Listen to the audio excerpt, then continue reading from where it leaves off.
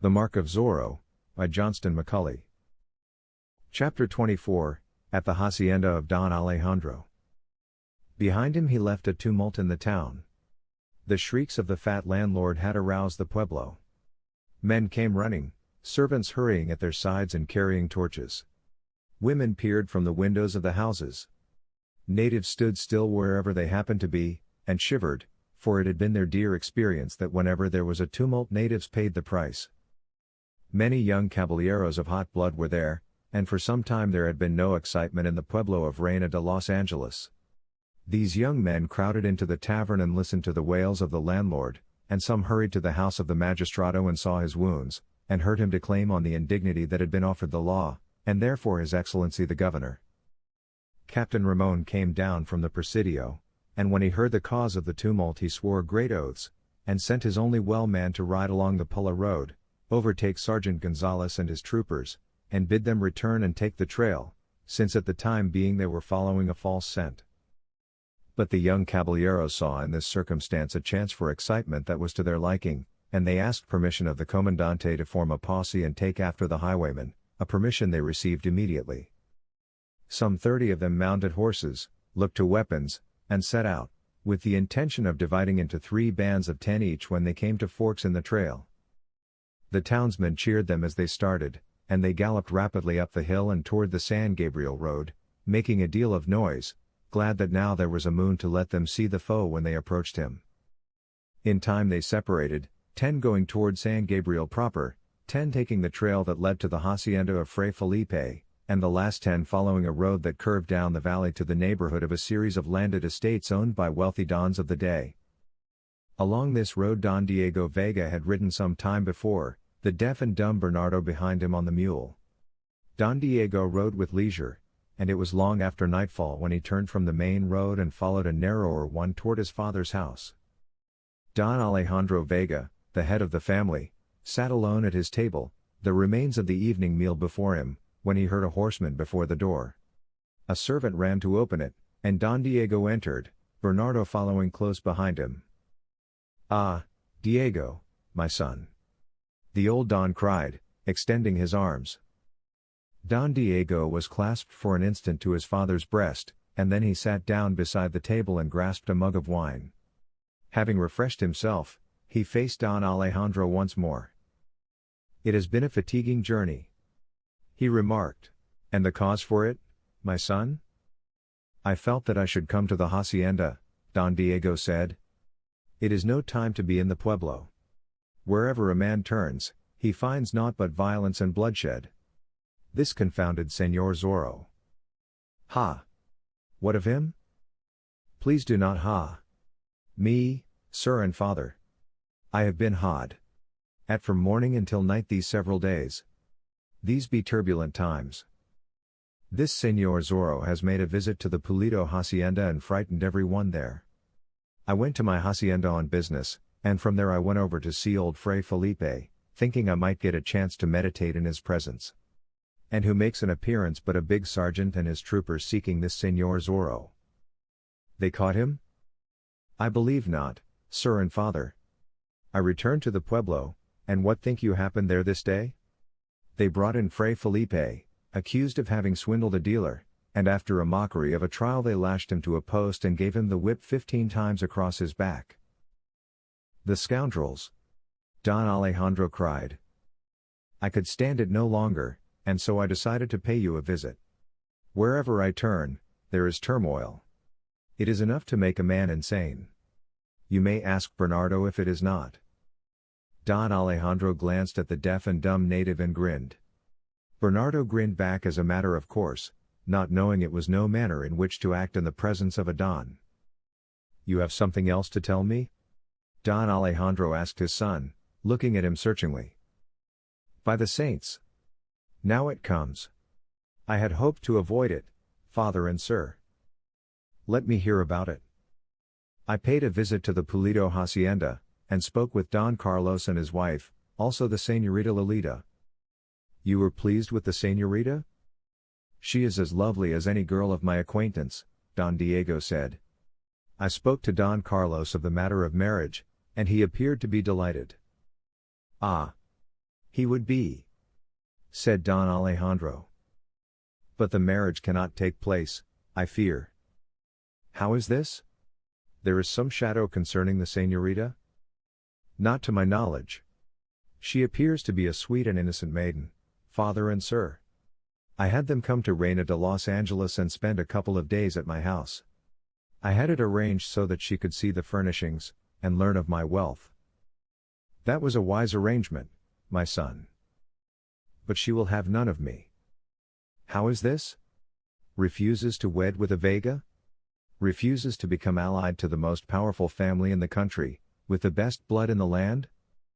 She intimated, father and sir, that I am not the sort of man for her. She is prone to foolishness, I believe. She would have me play a guitar under her window, perhaps, and make eyes, and hold hands when her dueña is not looking, and all that silliness. By the saints! Are you a Vega? Don Alejandro cried. Would not any worthy man want a chance like that?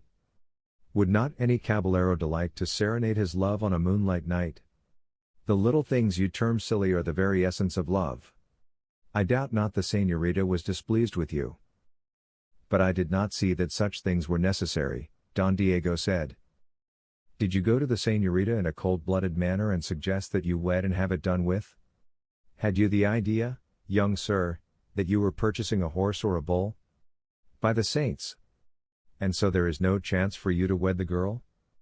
She has the best blood by far, next to our own. Don Carlos bade me have hope, Diego replied. He took her back to the hacienda, and suggested that perhaps when she had been there a time and had reflected she might change her mind. She is yours, if you play the game. Don Alejandro said. You are a Vega, and therefore the best catch in the country. Be but half a lover, and the señorita is yours. What sort of blood is in your veins? I have half a mind to slit one of them and see. Cannot we allow this marriage business to drop for the time being? Don Diego asked. You are 25. I was quite old when you were born. Soon I shall go the way of my fathers. You are the only son, the heir, and you must have a wife and offspring. Is the Vega family to die out because your blood is water? Win you a wife within the quarter year, young sir, and a wife I can accept into the family, or I leave my wealth to the Franciscans when I pass away. My father. I mean it. Get life into you. I would you had half the courage and spirit this Señor Zorro, this highwayman, has. He has principles, and he fights for them. He aids the helpless and avenges the oppressed. I salute him. I would rather have you, my son, in his place, running the risk of death or imprisonment, than to have you a lifeless dreamer of dreams that amount to naught. My father. I have been a dutiful son. I would you had been a little wild, it would have been more natural, Don Alejandro sighed. I could overlook a few escapades more easily than I can lifelessness. Arouse yourself, young sir. Remember that you are a Vega. When I was your age, I was not a laughingstock. I was ready to fight at a wink, to make love to every pair of flashing eyes, to stand up to any caballero in sports rough or refined. Ha! I pray you, do not ha! Me, sir and father. My nerves are on an edge. You must be more of a man. I shall attempt it immediately, Don Diego said, straightening himself somewhat in his chair. I had hoped to avoid it, but it appears that I cannot. I shall woo the señorita Lolita as other men woo maidens. You meant what you said about your fortune? I did, said Don Alejandro. Then I must bestir myself. It would never do, of course, to let that fortune go out of the family. I shall think these matters over in peace and quiet tonight. Perhaps I can meditate here, far from the pueblo. By the saints! The last exclamation was caused by a sudden tumult outside the house. Don Alejandro and his son heard a number of horsemen stop, heard their calls to one another, heard bridles jingling and blades rattling. There is no peace in all the world, Don Diego said, with deep in gloom. It sounds like half a score of men, Don Alejandro said. It was, exactly. A servant opened the door, and into the great room there strode 10 caballeros, with blades at their sides and pistols in their belts. Ha, Don Alejandro. We crave hospitality. The foremost cried. You have it without asking, caballeros. What manner of journey is this you take? We pursue Señor Zorro, the highwayman. By the saints! Don Diego cried. One cannot escape it even here. Violence and bloodshed. He invaded the plaza at Reina de Los Angeles, the spokesman went on. He had the magistrado whipped because he sentenced Fray Felipe to receive the lash, and he whipped the fat landlord, and he fought half a score of men while he was about it. Then he rode away, and we made up a band to pursue him. He has not been in this neighborhood? Not to my knowledge, Don Alejandro said. My son arrived off the highway but a short time ago. You did not see the fellow, Don Diego?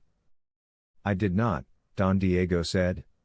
That is one stroke of good fortune that came my way. Don Alejandro had sent for servants, and now wine mugs were on the long table, and heaps of small cakes, and the caballeros began to eat and drink. Don Diego knew well what that meant. Their pursuit of the highwayman was at an end, their enthusiasm had waned. They would sit at his father's table and drink throughout the night, gradually getting intoxicated, shout and sing and tell stories, and in the morning ride back to Reina de Los Angeles like so many heroes. It was the custom.